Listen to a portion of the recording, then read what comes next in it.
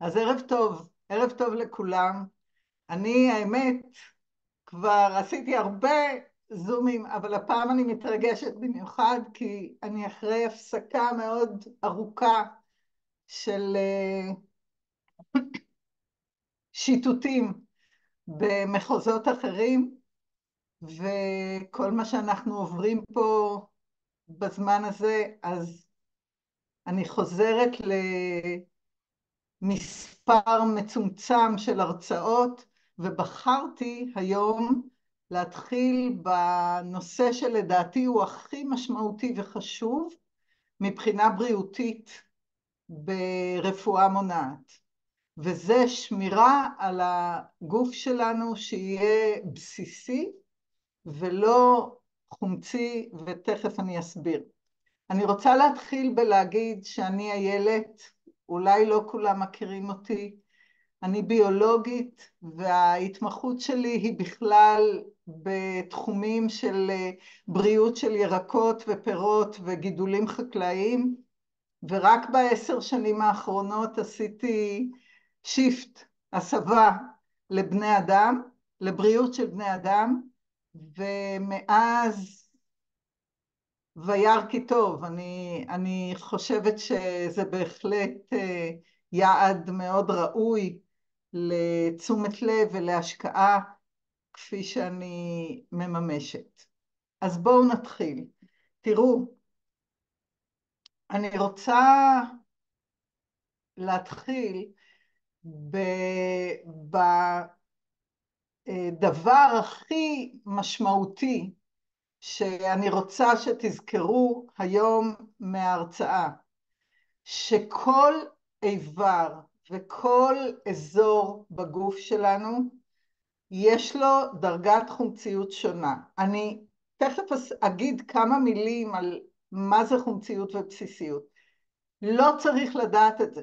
זה ממש לא משנה ההגדרות הכימיות של מה זה.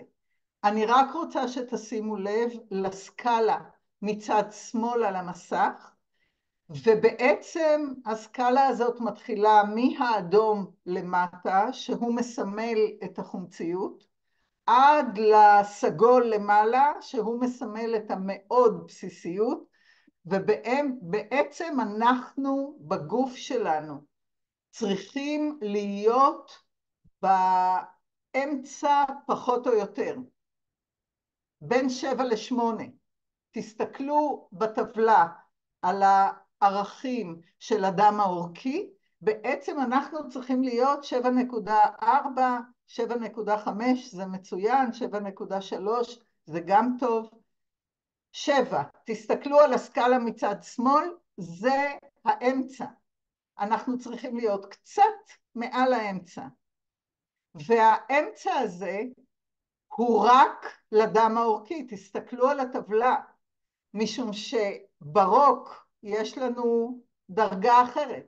לא משנה המשמעות הכימית, רק תראו שהרוק שלנו מתנהל בצורה שונה מהדם, והשתן שונה מהרוק ומהדם, ודרגת החומציות של השתן משתנה לאורך היום בהתאם למה שאנחנו אוכלים וכמה שאנחנו שותים ומה שאנחנו שותים. תכף נראה את זה באחת השיקופיות. ולעומת זאת, כמה שאנחנו רוצים שהגוף שלנו יהיה בסיסי, בעצם יהיה מהאמצע, מנקודת האיזון, השיווי משקל ומעלה, לכיוון הכחולים, מיצי העיכול שלנו בקיבה הם מאוד מאוד מאוד חומציים. תסתכלו, הם על הגבול של הצהוב והכתום. וזאת הבעיה. הבעיה שאנחנו בעצם צריכים לנווט את התזונה שלנו ואת אורח החיים שלנו. זה לא רק התזונה, תכף נדבר על זה, אלא אנחנו צריכים לנווט את האורח חיים שלנו בין הקצוות האלה, כדי שהגוף שלנו במכלול שלו יראה פרופיל של גוף בסיסי. אז בואו נראה רגע את הבעייתיות של זה. משום שכשאנחנו מדברים על, אני מזכירה לכם, שבקיבה מיצי העיכול הם מאוד מאוד חמוצים. ואז כשאנשים אוכלים כל מיני דברים שלא מתאימים להם, וזה לא, אין פה חוק אחד לכולם, למרות שיש כמה חוקים כלליים, אני תכף אראה את זה בטבלאות, עדיין יש הרבה מאוד אנשים היום שסובלים מצרבות, סובלים מריפלוקס, יש המון תופעות של בקע שרפתי ועלייה של מיצי עיכול וצריבה של הרקמות הריריות בוושת, בצינור שמוביל לקיבה, כי המיצים עולים, ואנחנו בצרה עם זה, משום שהתרופות שמנטרלות את החומציות בקיבה, הן בעצם פוגעות בתהליכים הטבעיים שהקיבה צריכה לצורך עיכול המזון. זאת אומרת שאם בקיבה אנחנו צריכים דרגת חומציות מאוד גבוהה, תסתכלו 2.5, ואנחנו אוכלים טאמס או סודה לשתייה או לא משנה מה, אנחנו בעצם אומרים למערכת, סליחה, התפקוד שלך בצורה טבעית לא מוצא חן בעיניי. אני רוצה להמשיך לאכול סטייקים, עוגות וקפה כל היום, אלה דברים מאוד חומציים, אני שמה את זה בסוגריים, ולהשקיט את החומציות שבקיבה, כי זה מפריע לי בלילה, כי יש לי צרבות, כי. לא. זאת לא התנהלות נכונה. אנחנו פוגעים בזה גם בספיגה של כל מיני ויטמינים, כל מיני תהליכים שצריכים להתחיל בקיבה ולרדת אחרי זה למעיים ולהיספג בדם, אבל אנחנו בעיקר פוגעים בעיכול של החלבונים, של הסוכרים, של כל מיני חומרים שצריכים בקיבה לעבור תהליך מסוים, ואם אנחנו גורמים למערכת שמה לא להיות מספיק חומצית, מספיק חמוצה, אנחנו בעצם פוגעים במעיים, בתחנה הבאה. אנחנו, אוקיי, יש לנו כל מיני באפרים, יש לנו כל מיני תהליכים בגוף שמאזנים את השטויות שאנחנו עושים בתרבות שלנו, עדיין אנחנו גורמים לזה שהמעיים, זה התחנה הבאה אחרי הקיבה, האוכל מגיע מהפה, אנחנו לועסים, מגיע לקיבה, הופ, פה הוא צריך לעבור תהליך מסוים, אם הוא לא עובר אותו, אז בתחנה הבאה, במעי הדק, אנחנו בצרה גדולה מבחינת החומרים, כי שם כבר אין מיצי עיכול כמו שיש בקיבה, שם יש סביבה אחרת, שם יש חיידקים אחרים, פרוביוטיים, שם יש תהליכים אחרים שהמזון שאכלנו עובר. זה תחנות. אני מראה פה בשיקופית רק כמה מהצרות הצרורות שיש לנו בגוף כשאנחנו אוכלים מזון חומצי. כשהגוף שלנו חומצי, אני תכף אסביר פה כמה דברים, אבל אני שמה את זה קודם כל בראש השיחה היום, פשוט משום שאני רוצה שיהיה ברור שכשאנחנו לא דואגים לגוף בסיסי, כשאנחנו בעצם במצב של חמצת, אפילו קלה, קבועה, כרונית, אנחנו גורמים לכל מיני מחלות שהן בסופו של דבר פוגעות בנו לאורך זמן. תראו, הדבר הכי משמעותי בכל מה שכתוב פה מבחינת התהליכים, אוסטאופורוזיס, קורטיזול ובלוטת התריס והפגיעה בתהליכים שבכבד, בעקבות זה שהגוף שלנו הוא חומצי, ואני מזכירה לכם שהגוף שלנו הוא חומצי, איפה זה? דילגתי, כשבדם שלנו, הדם שלנו הוא מתחת לשבע. תסתכלו על הסקאלה בצד שמאל, פשוט כל הזמן מצטרפים אנשים, ואני מבינה שיש כאלה שלא ראו את ההתחלה. זה הכל, כמעט הכל, תהליכים שהבסיס שלהם הוא דלקתיות בגוף. אוסטאופורוזיס זה בריחה של סידן מעצמות, תכף אני אסביר את זה, אבל בבסיס שלו זה תהליך דלקתי. והפגיעה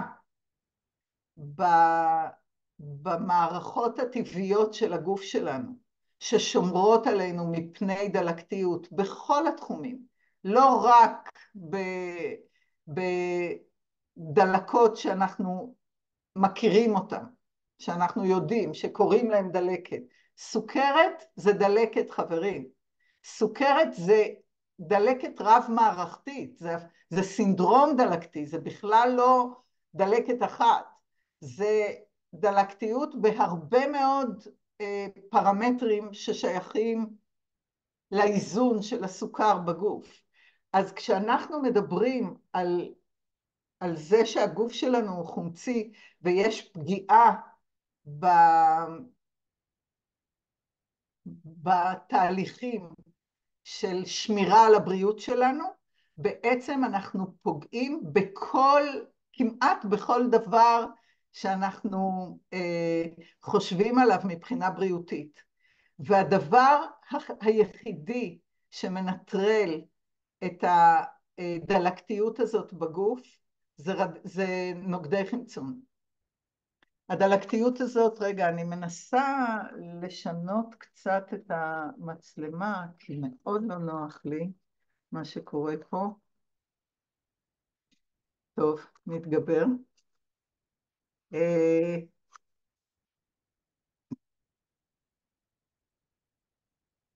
נוגדי חמצון, בעצם, תראו, היום יש לזה,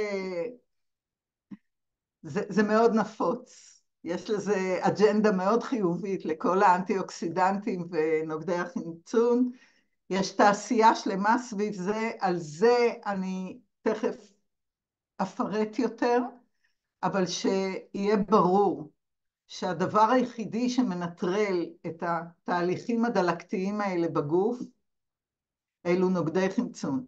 בשבוע הבא אני אדבר על מערכת החיסון, ואני אסביר יותר לעומק את התהליך, אבל כרגע זה חשוב לי שתזכרו את זה, משום שבעצם אין לנו כמעט כלים באורח חיים היומיומי שלנו בתרבות המערבית להתגבר על התהליכים הדלקתיים בגוף שלנו.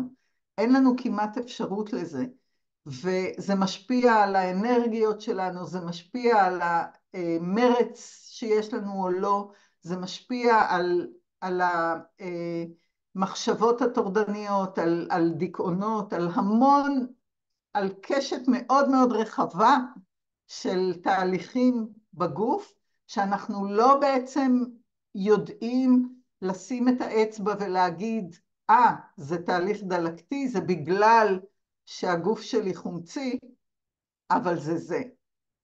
אז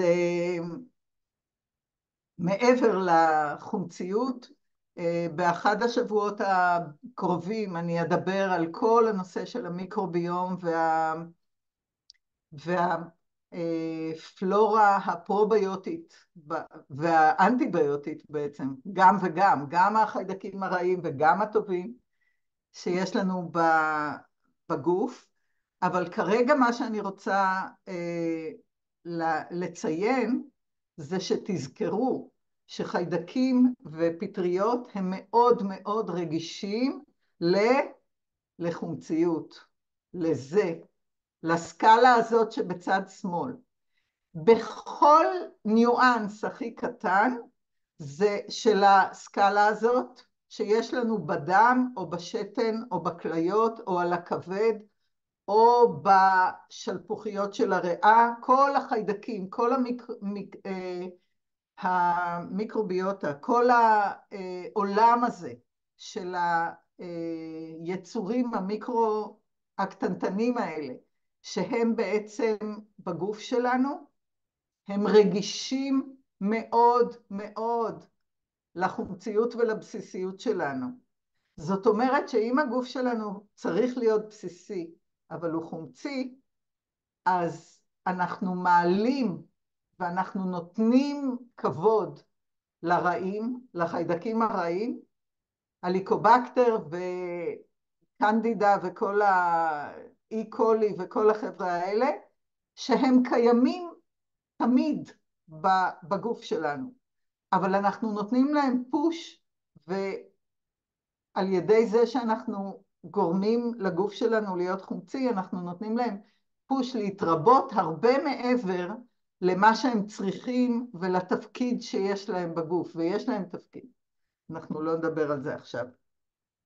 אז אחת הסיבות הטובות להשתדל לאכול תזונה בסיסית ולשמור על שלוות נפש ומדיטציות ויוגה וכל מה שגורם לגוף שלנו להיות רגוע ובסיסי, זה אחת הסיבות הטובות, זה איזון של החיידקים הפרוביוטיים בכל הגוף שלנו, לא רק במעיים.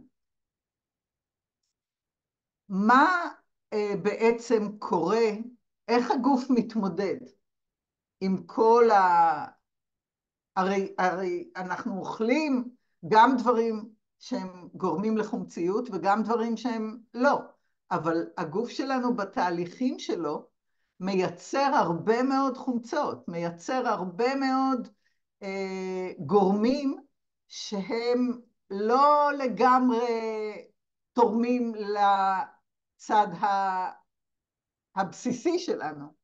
למשל השתן שלנו, חומצות שתן מעצם השם שלהם הם חומצות, וצריך להוציא אותם. ואם צריך להוציא אותם, אז מי שאחראי לזה זה הכליות, גם הכבד, גם כל המערכת, אבל הכליות כבר הם בסוף התהליך, ושלפוחית השתן, אנחנו מפרישים את החומצות האלה מהגוף שלנו החוצה, דרך ארבעת האיברים המנקים שיש לנו בגוף. יש לנו 4 איברים שמנקים רעלים בגוף שלנו. כאן אני שמתי 3, אבל הכבד הוא האיבר הגדול והחשוב שיש לנו בגוף לנטרול רעלים. הכליות מוציאות את הרעלים המסיסים, דרך חומצות השתן, לא רק, יש שם הרבה מינרלים שיוצאים החוצה. האור שלנו זה האיבר הגדול ביותר של ניקוי רעלים שמוציא חומציות מהגוף החוצה, והריאות שלנו שפולטות את הפחמן הדו-חמצני ועוד רעילים נדיפים בנשימה. בעצם היכולת של הגוף לנטרל את השטויות שאנחנו אוכלים, כשאנחנו שותים קוקה קולה, או אוכלים סטייק טוב, או לא משנה, עוגת גבינה, או תכף אני אראה את זה בטבלאות, היכולת של הגוף לנטרל את זה היא בעיקר על ידי 3 מינרלים, בעיקר על ידי 2 מינרלים מאוד מאוד חשובים בשלד שלנו, בעצמות. זה סידן ומגנזיום. גם אבץ. הם מנטרלי החומציות הגדולים ביותר והעיקריים מבחינת השמירה על האיזון הזה של החומצה בסיס בדם שלנו. ומה לעשות שהמאגר הזה מתדלדל ככל שאנחנו עושים שטויות בתזונה ובאורח חיים שלנו. משום שהגוף שלנו צריך להוציא משם את המגנזיום ואת הסידן כדי לאזן את החומציות בדם. לדם שלנו אסור להיות חומצי מעבר לדרגה מסוימת, אחרת אנחנו מתים, והיכולת של הגוף לשחק עם המאגרים שיש לו של קלציום ומגנזיום בעצמות, כדי לנטרל את החומציות בדם בכל מקום כזה, היכולת היא פנטסטית. זאת הגדולה והגאונות של הגוף שלנו בריפוי פנימי, בריפוי עצמי. אבל אנחנו צריכים להיות מודעים לתוצאות של המעשים שלנו. התוצאות הן אוסטאופורוזיס, אין חוכמות. אם אנחנו לא דואגים לגוף בסיסי, אנחנו פוגעים בעצמות שלנו, חד משמעית. עכשיו תסתכלו, כשאנחנו מדברים על מזונות שדרכם אנחנו יכולים לשחק על האיזון הזה שבין גוף חומצי לגוף בסיסי, זה ממש ממש חד משמעי. תכף אני אראה את זה במספרים, בקצת יותר מדויק, אבל זה לא, אין פה סימני שאלה. הצד השמאלי של מהאמצע ושמאלה של המסך, זה הצד הבסיסי בתזונה שלנו.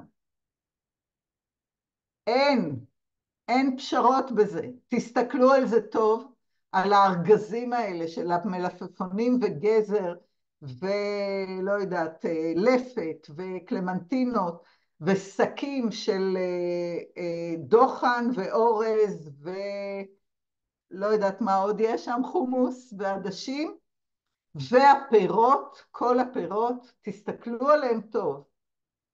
משום שמה שגורם לגוף שלנו להיות חומצי, זה בצד שמאל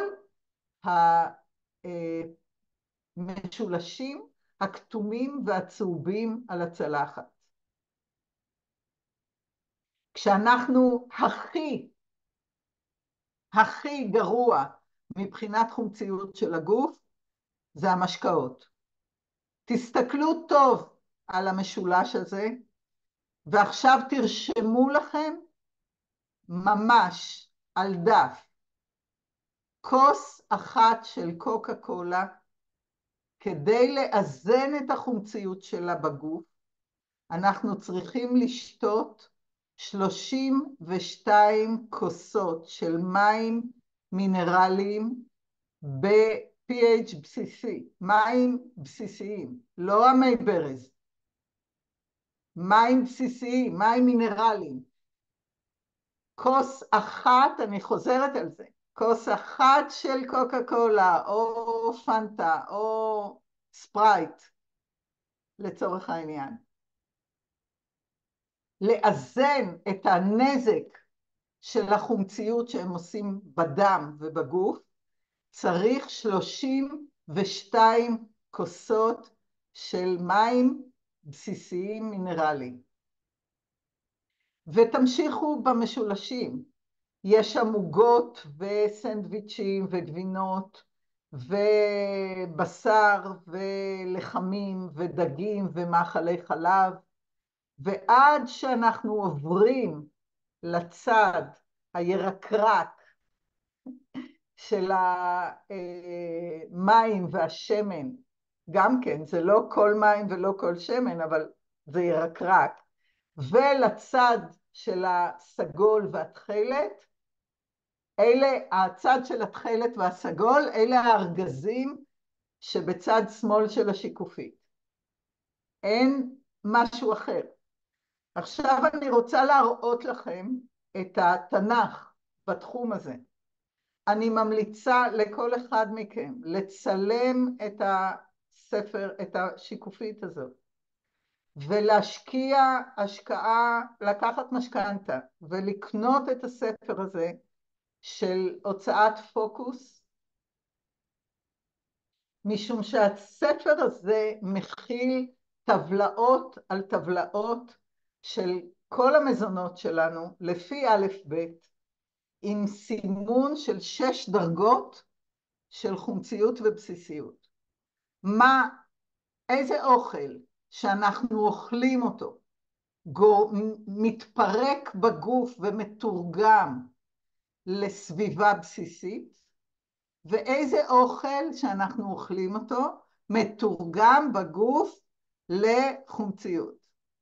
עכשיו, אתם זוכרים את הטבלאות, רגע, אתם זוכרים שאדום וורוד והצד הזה זה החומצי, והכחול והסגול זה הצד הבסיסי, ואנחנו רוצים בדיוק להגיע, אנחנו רוצים להרכיב את המזונות שלנו ככה, שאנחנו נהיה בתזונה בטבלאות האלה, בצד התכלת שלהם, בצד הכחול שלהם, בצד הבסיסי שלהם. תראו איפה הבשר, כל הבשר, הברוקולי שם פשוט יש לו בית, אז הוא, מה לעשות, תקוע שם, אבל תראו איפה הבשר והגבינות, כל הגבינות הם בצד האדום, החומצי. יש לכל חומציות ובסיסיות, יש 3 דרגות, גבוהה, בינונית ונמוכה. אז גבינת שמנת עם לא יודעת מה, היא באמצע, היא חומציות בינונית או חומציות נמוכה, אבל אני רוצה שתראו את ההבדל בגזר, בין מיץ גזר לגזר שאנחנו אוכלים, ובין גזר רגיל לגזר אורגני שמכיל פשוט כמות מינרלים יותר גדולה. אתם כבר אולי לא שמתם לב, אבל מינרלים יש ביניהם, כאלה שגורמים לחומציות, אבל יש הרבה מהם שגורמים לגוף לעבור להיות בסיסי. אמרנו, קלציום, סידן, מגנזיום, אבץ, ברזל, החבר'ה האלה הם עוזרים לגוף שלנו להיות בסיסי. ובחקלאות אורגנית יש דגש על מינרלים קורת בקרקע, ותראו את ההבדל בין גזר רגיל לגזר אורגני. ואני רוצה לתת לכם עוד כמה דוגמאות, אבל אני בונה על זה שכל אחד מכם היום, אחרי ההרצאה, מחר, לא היום, מחר, ילך ויקנה בסטימצקי או לא יודעת, בצומת ספרים, יקנה את הספרון הקטן הזה, הוצאת פוקוס, ופשוט תלכו ותתרגלו על התזונה שלכם, בעיקר לילדים. זאת הרצאה נפרדת, אני אעשה אותה בהמשך, אולי ביולי, אבל תתרגלו בבית תזונה שהיא בסיסית. תראו סנדוויץ' של עוף או שניצל בפיתה, תראו איזה דרגת חומציות קשה זה גורם לגוף. עכשיו, יש אנשים שזה כל מה שהם אוכלים. הם אוכלים את ההמבורגר או את השניצל בפיתה או לא משנה מה. זה שילוב של 2 מזונות שהם מאוד מאוד חומציים, ביחד, בלי שום משהו שמנטרל אותם. אני לא אומרת שאסור לאכול סנדוויץ' של שניצל בפיתה, אבל על יד זה לאכול סלט, חסה, או לאכול גזר, או לעשות משהו שיאזן את המשקל הכל כך קיצוני של החומציות של המזון הזה בגוף. תסתכלו על לימון בתחתית הטבלה למטה. אני שמתי אותו משום שהרבה אנשים מתרגמים טעם חמוץ לחומציות בגוף, וזה לא נכון. סוכר הוא מאוד מתוק, ולחם בטעם שלו הוא מתקתק, בעיקר אם לא עושים אותו והוא מתחיל את הפירוק שם של העמילן, הוא מתקתק, אבל בגוף שלנו הוא חומצי לאללה. ואותו דבר בשר, ואותו דבר הרבה מאוד מאכלים שאנחנו בטעם לא מרגישים שהם חמוצים. כי ההגדרות של חומצה ובסיס הן לא לפי הטעם. כן, הם גם קצת לפי הטעם, אבל לא, בעיקר לא רק. אז תסתכלו על הלימון. אנחנו לכולם ממליצים, כולנו פה ממליצים על לשתות כל בוקר מים עם כמה טיפות לימון, כדי לגרום גם להרוות את הגוף, אולי אני אעשה על זה הרצאה מתישהו, וגם להתחיל את היום בסביבה בסיסית בקיבה ובמעיים וברקמות הריריות של כל מערכת העיכול. זה גורם ללחות ולעלייה ועיבוי של הרקמות הריריות בכל המערכת. שתייה של מי לימון על הבוקר, לפני הקפה עם העוגיות, לפני הסיגריה, לפני, לא יודעת, כל השאר, כל שאר הדברים שהיינו פעם רגילים לעשות, והיום ממש כדאי לרדת מהם. אני רוצה עוד להראות לכם על מלח, משום שהרבה אנשים לא מוכנים להשקיע את 8-10 שקלים במלח הימלאיה או מלח ים אטלנטי, וקונים את המלח צץ רץ הזה התעשייתי.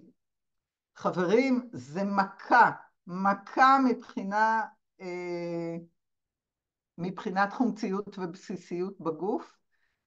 מלח שולחן רגיל הוא מאוד מאוד חומצי, והבעיה הגדולה שאנחנו מתקמצנים על שטויות, כי באמת מלח עם ההפרש הוא 10-15 שקל בין קופסה כזאת לקופסה כזאת, וההבדל בתרומה למעבר של הגוף מסביבה חומצית לסביבה בסיסית הוא עצום. הבדל מדהים מבחינת החשיבות של זה לבריאות של הגוף.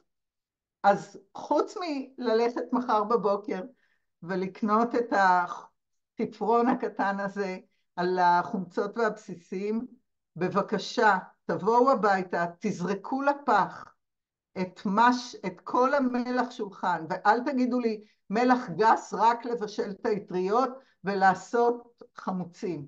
לא, זה לא נכון. לעשות את הזיתים והמלפפונים החמוצים והכרוב הכבוש עם מלח ים אטלנטי או מלח הוורוד הימלאיה, שלא יהיה בבית בכלל המלח החומצי הזה, כי הוא עושה נזק בריאותי רציני בגוף.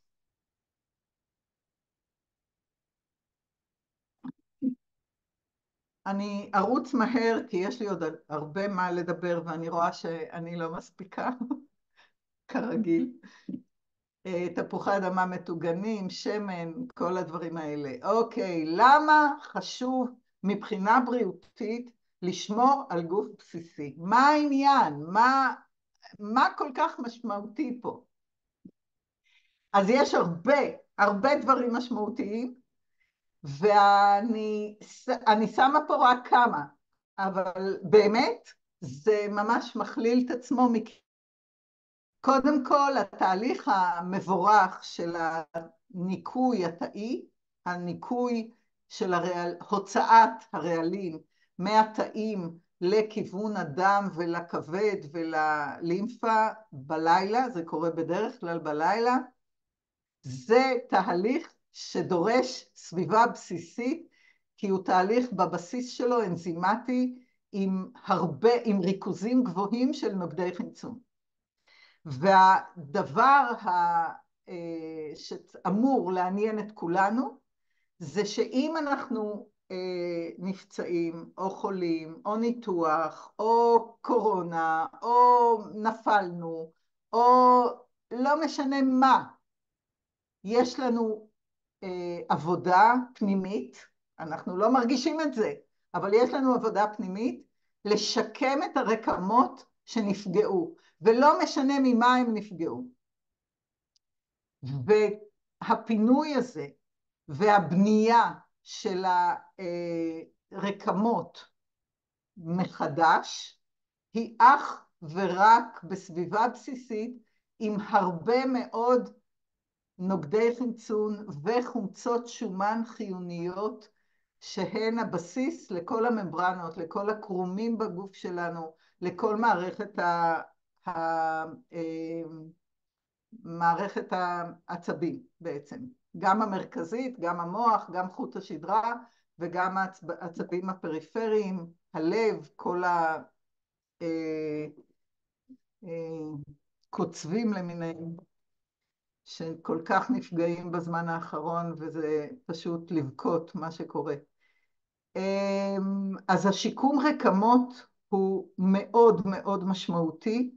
אמרנו שהוא יכול לקרות רק בסביבה בסיסית, פשוט משום שהאנזימים והתהליכים בתאים שגורמים לשיקום ולתהליכים האנבוליים האלה, זה רק עם נוגדי חמצון בסביבה בסיסית.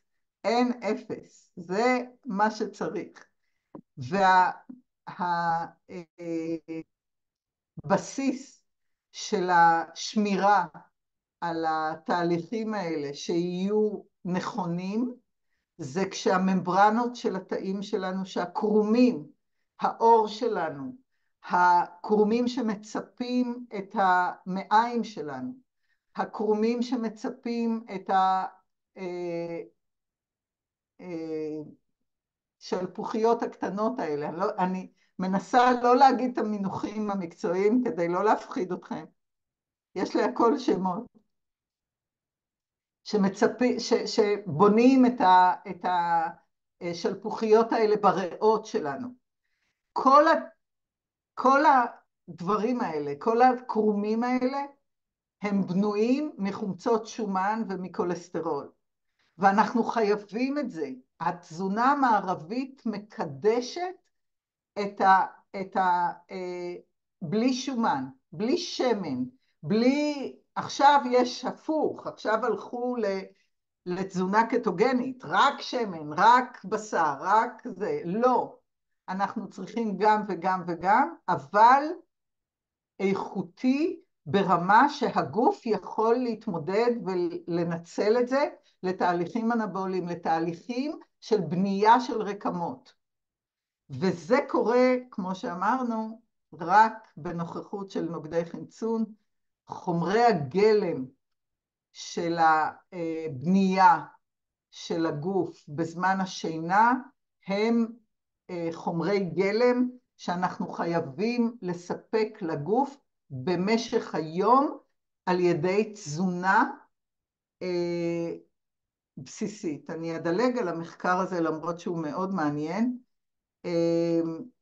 ומה שבעצם אנחנו מדברים עליו זה על תהליכים שגורמים בגוף שלנו לחומציות, ואנחנו צריכים לזכור, לשמור על גוף בסיסי. אחרת אנחנו בצרות בריאותיות רציניות מאוד. אנחנו מדברים על, יש פה בקהל אנשים שאוכלים את הזהב הזה שאתם רואים מול העיניים כבר 10 שנים. זה תמצית של פירות, 36 פירות וירקות, ו9 זרעים שנותנים חומצות שומן חיוניות מכל הסוגים, ובעצם אנחנו מדברים פה על תמצית של סופר פוד מטורפת שאין כמותה בעולם, מבחינת המגוון, מבחינת האיכות, ומבחינת ההוכחות בפועל, במציאות ובמחקרים קליניים על הפוטנטיות של המוצרים האלה. זה המוצר הנחקר ביותר בעולם, והמוצר הנמכר ביותר בעולם, הקפסולות האלה, ואני רוצה להגיד לכולכם תודה על ההקשבה. אני בהמשך, היום זאת הייתה יריית הפתיחה, אני עכשיו אענה קצת על שאלות, אבל אל תיבהלו. אם זה היה, אני השתדלתי להוריד את המקצועיות לדרגות עממיות יותר. אני בהרצאות הבאות אכנס יותר לתחומים ספציפיים. בשבוע הבא אני אדבר על מערכת החיסון, קצת על מחלות אוטואימוניות, קצת על מה קורה שם. מה קורה שם בבפנים של זה, בתהליכים. אז אני אשמח עכשיו לענות על שאלות, יש לנו רבע שעה. כן. לילך? איילת, את יכולה להוריד את השיקופית, כך שתוכלי גם לראות את הקהל, ואני פה רשמתי לי את השאלות. רגע, רק שנייה, תגידי לי איך תזכירי, אני עושה סטופ שיירינג? בדיוק. טוב, כן, סטופ. עכשיו, אני רשמתי את השאלות ונתחיל לפי החשיבות. אוקיי.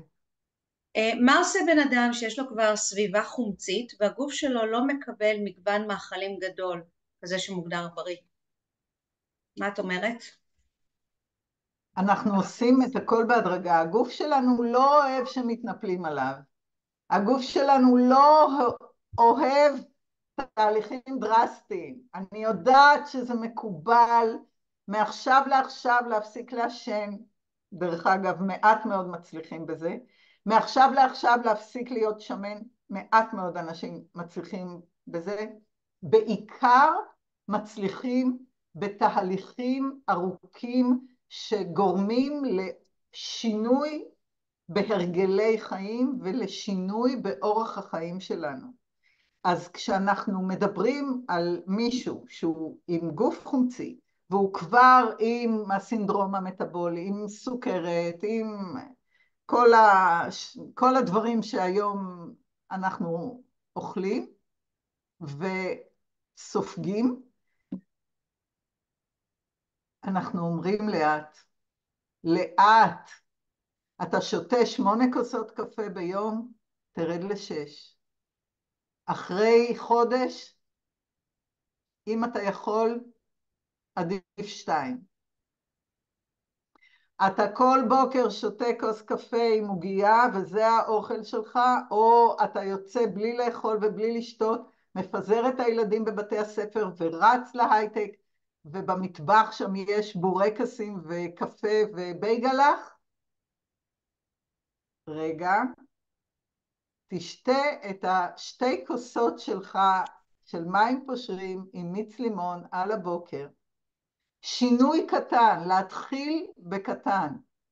ואני פה אשמח לעזור למי שצריך. אנחנו יודעים לעזור לאנשים גם עם דרגות חומציות גדולות מאוד. המוצרים האלה, הקפסולות האלה של הפירות והירקות והפירות יער הם קסם. הן מעבירות את הגוף מסביבה חומצית לסביבה בסיסית, כמעט בלי שנצטרך לעשות איזשהו שינוי בחיים שלנו. השינוי מתחיל מבפנים.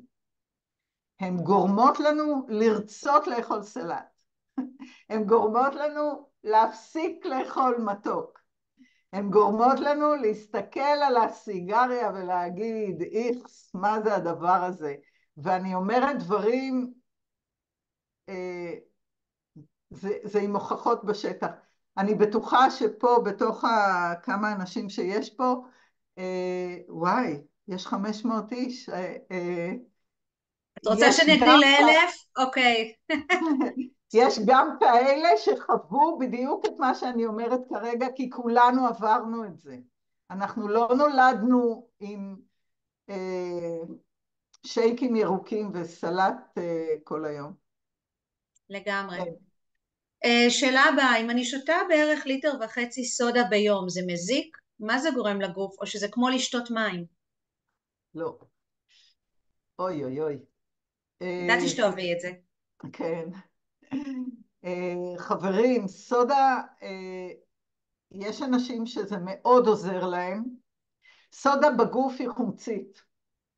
זה נחשב, אנחנו חושבים על סודה לשתייה, על קלציום ביקרבונט, על סודה לשתייה, לא משנה, שהוא בסיסי.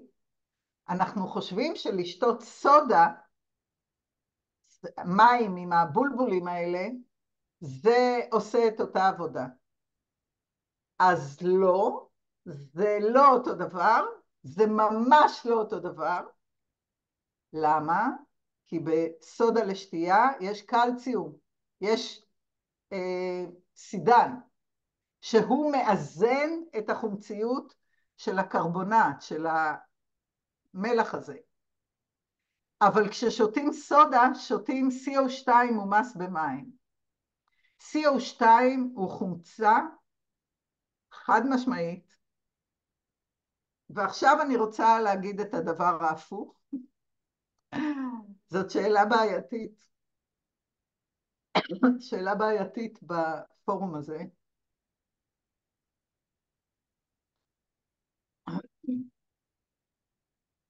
יש אנשים, זה סימן שאני מדברת יותר מדי. יש אנשים שחסר להם חומציות במיצי הקיבה, ושתיית סודה עוזרת להם לעיכול ועוזרת להם מבחינת התחושה. אחרת הם תקועים עם הבשר והגבינה וכל מה שהם אוכלים, הם תקועים חזק. יש אנשים שסודה, לשתות סודה בתוך האוכל ואחרי האוכל, עוזר להם. אני מאוד לא אוהבת את זה, בגלל החומציות. אני מעדיפה שאנשים שיש להם חומצות עיכול ואנזימי עיכול בריכוזים יותר נמוכים, יאכלו תזונה יותר קלה. יעזבו את הבשר בקר, יעזבו את הגבינות הכבדות, ויעברו לאכול חלבונים יותר קלים. אבל אם בן אדם מתעקש לאכול, למרות שחסרים לו אנזימי עיכול, והגוף שלו מפריש מעט אנזימים בקיבה, הוא מתעקש לאכול דברים שדורשים דרגת חומציות גבוהה, אז כן, אז סודה יעזור לו. אבל לשתות, כמו בשאלה, לא זוכרת כמה כוסות ביום, זה קטלני, ואני מאוד ממליצה לשנות את התזונה במקום לשתות סודה. זה CO2 במים, חברים, זה חומצה נקייה. היא לא חומצה חזקה, זה חומצה שהיא חומצה חלשה, היא עדיין מחמיצה את הגוף. לא סתם אנחנו פולטים את ה-CO2 בתהליך הנשימה, אנחנו פולטים אותו החוצה מהריאות, כי אנחנו לא צריכים אותו, כי הוא מזיק לגוף שלנו. אנחנו בשתיית סודה מכניסים חזרה CO2 בזמן שהריאות שלנו עובדות קשה כדי להפריש את זה החוצה. זה לא נכון מבחינה מטאבולית, אבל כן, כמו שאמרתי, יש exceptionals. כן. תראי, יש לנו עוד כמה דקות, אז בואי ננסה להריץ את כמה שאלות ותשובות יותר ענייניות. אחת השאלות שחוזרות על עצמן זה בנוגע לסיליקון דיאוקסיד בקפסולה. אוקיי, אז אם את יכולה לתת מענה על זה, יש כאלה אוקיי, שחוששים מזה. האם זה בסדר לקחת קפסולה אוקיי, שיש בה את אוקיי. הסיליקון אני כבר דיאוקסיד? עונה. אני כבר עונה. סיליקה זה צורן, זה מינרל שהוא מאוד, הוא מינרל קורת בגוף שלנו, צורן. סיליקה זה מינרל שהוא מאוד חשוב בבנייה וחיזוק של רקמות סחוסים, של סחוסים, למשל הפיקה בברך, למשל כל המפרקים הם, יש את העצמות, ובין שתי עצמות יש סחוסים.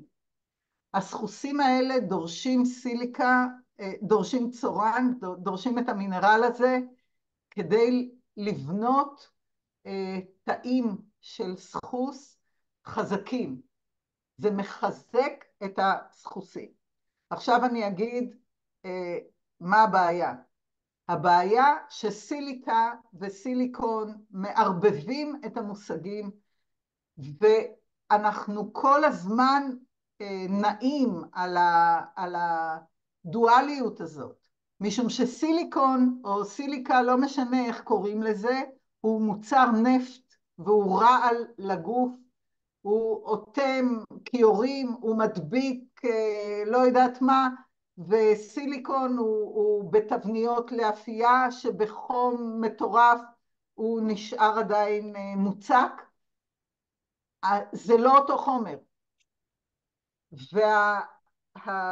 והיכולת שלנו לקבל לגוף שלנו מינרל שהוא כל כך חשוב, אבל הוא לא המוצר נפט, אלא המקור שלו הוא מאצות צורניות, חד תאיות בעצם, שהן היום מאוד מאוד באופנה, כי הן סופחות מתכות כבדות, והרבה מאוד אנשים היום משלמים מאות שקלים לחודש כדי לאכול את השלדים האלה של האצות הצורניות בכל מיני פטנטים, בכל מיני פרוטוקולים של ניקוי רעלים.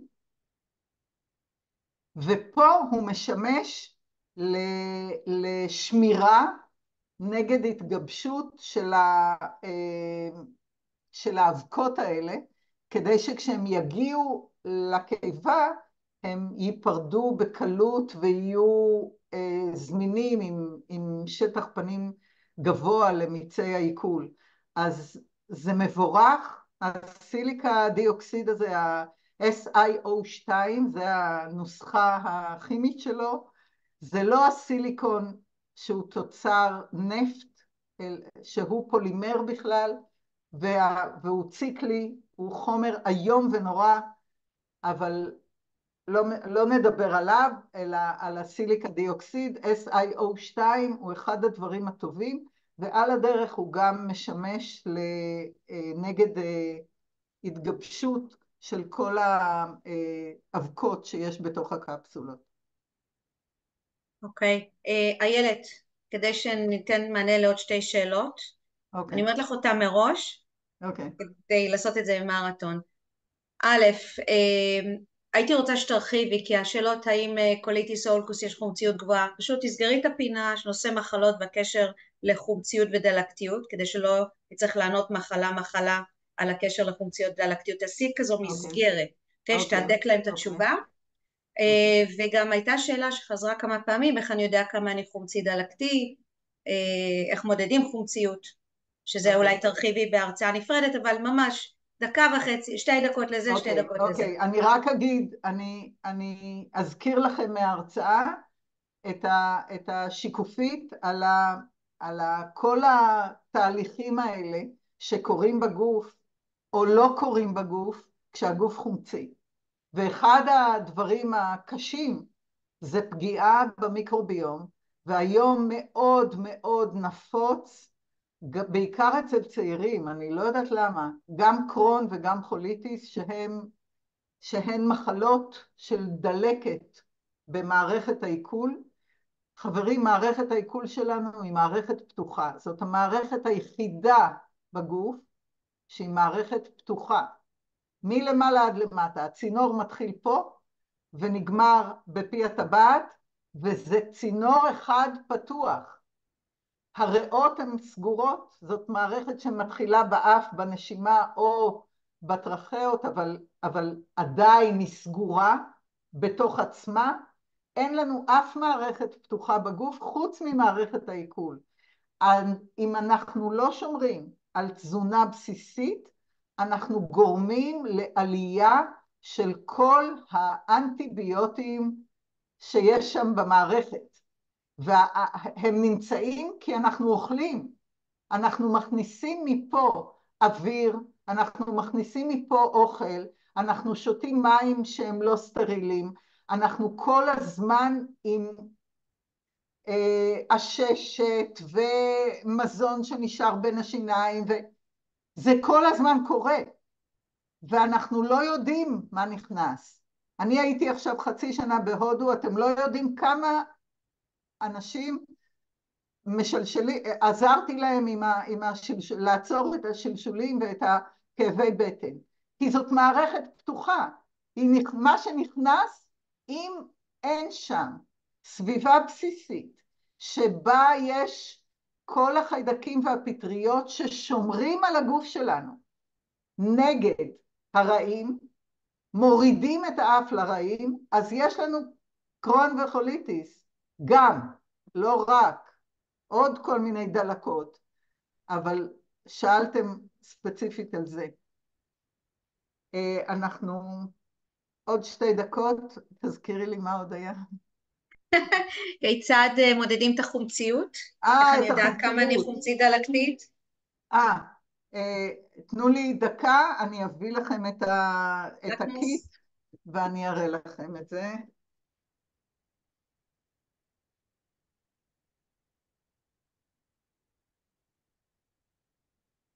עכשיו, עד שהילד תחזור, אני רק רוצה להפנות את תשומת הלב. יש גם שאלות אישיות שנשלחו, בין אם זה בגלוי, בין אם זה אליי אישית.